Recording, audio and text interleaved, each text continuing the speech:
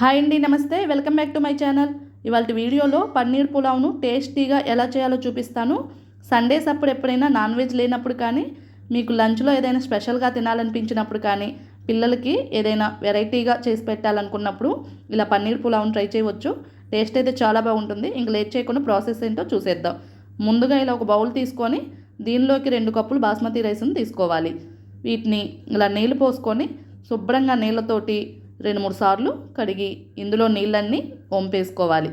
మరలా ఇందులోకి నీళ్ళని పోసుకొని ఇలా హాఫ్ అన్ అవర్ పాటు బియ్యాన్ని నానబెట్టుకోవాలి. ఇలా నానబెట్టుకోవడం వల్ల రైస్ అనేది చక్కగా కుక్ అవుతుంది.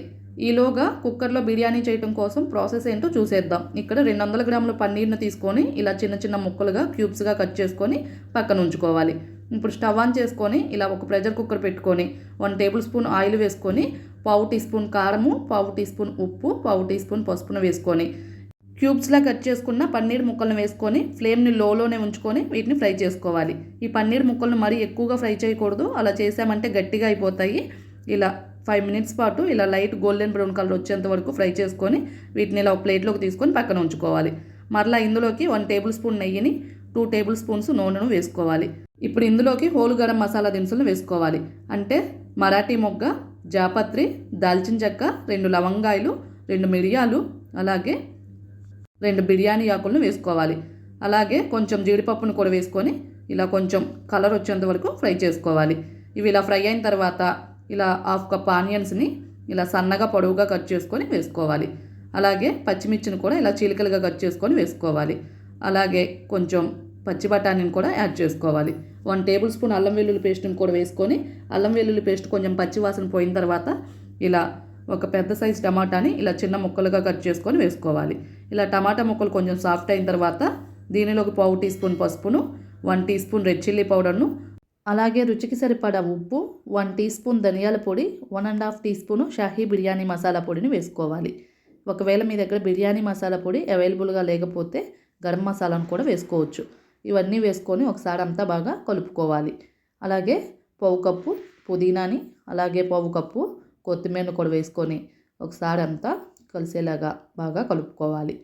ఇలా కలుపుకున్న తర్వాత ఆల్రెడీ మనం హాఫ్ అన్ అవర్ పాటు నానబెట్టుకున్న బాస్మతి రైస్ను ఈ కుక్కర్లోకి యాడ్ చేసుకొని ఒకసారి అంతా బాగా కలుపుకోవాలి. ఇలా రైస్ అంతా బాగా కలిసిన తర్వాత మనం ఏ కప్పుతో అయితే బాస్మతి రైస్ని తీసుకున్నామో అదే కప్పుతో 3 కప్పుల నీళ్ళను ఈ రైస్లోకి యాడ్ చేసుకోవాలి. అంటే కప్పు రైస్కి కప్పున్నర నీళ్ళు అయితే కరెక్ట్గా సరిపోతాయి. ఇక్కడ నేను 2 కప్పులు బాస్మతి రైస్కి 3 కప్పుల నీళ్ళను యాడ్ చేసుకున్నాను. ఇలా మనం ముందుగా ఫ్రై చేసుకున్న పన్నీర్ క్యూబ్స్ని కూడా ఇందులోకి వేసుకొని అలాగే కొంచెం కొత్తిమీరను కూడా వేసుకొని దీన్ని బాగా కలుపుకొని ఒకవేళ మీకు ఇదే స్టేజ్లో సాల్ట్ సరిపోనట్లుగా ఉంటే కొంచెం చూసుకొని అడ్జస్ట్ చేసుకొని ఇలా మూత పెట్టేసి హై ఫ్లేమ్లో దీన్ని 1 విజిల్ వచ్చే వరకు కుక్ చేసుకోవాలి. ఇలా 1 విజిల్ వచ్చిన తర్వాత కొంచెంసేపు అలాగే వదిలేయాలి. ఇలా నార్మల్గా ఎయిర్ అంతా పోయిన తర్వాత మూత ఓపెన్ చేసి చూసినట్లయితే చూడండి, ఇక్కడ పన్నీర్ పులావ్ అనేది ఎంత చక్కగా కుక్ అయిందో.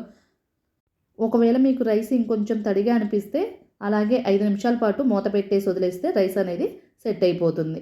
ఇలా పన్నీర్ పులావ్ని ఒక సర్వింగ్ ప్లేట్లోకి సర్వ్ చేసుకోవడమే. అంతేనండి, ఎంతో టేస్టీగా పన్నీర్ పులావ్ రెడీ అయిపోయింది. దీన్ని మీరు డైరెక్ట్గా ఇలాగైనా తినేయవచ్చు, లేదంటే రైతాతోనైనా సర్వ్ చేసుకోవచ్చు. మీరు లంచ్కి ఏదైనా స్పెషల్గా ట్రై చేయాలనుకున్నప్పుడు ఇలా ఒకే ఒక్క విజిల్తో పన్నీర్ పులావ్ని టేస్టీగా తయారు చేసుకోవచ్చు. ఇంకెందుకు లేట్, మీరు కూడా దీన్ని ఒకసారి ట్రై చేసి ఎలా వచ్చిందో కామెంట్ బాక్స్లో మీ ఫీడ్బ్యాక్ని తెలియచేయండి. మీకు ఈ వీడియో నచ్చితే లైక్ చేయండి, అలాగే మీ ఫ్రెండ్స్కి రిలేటివ్స్కి షేర్ చేయండి. కొత్తగా మన ఛానల్ చూసేవాళ్ళు ఎవరైనా ఉంటే సబ్స్క్రైబ్ చేసుకోండి. Thank you for watching.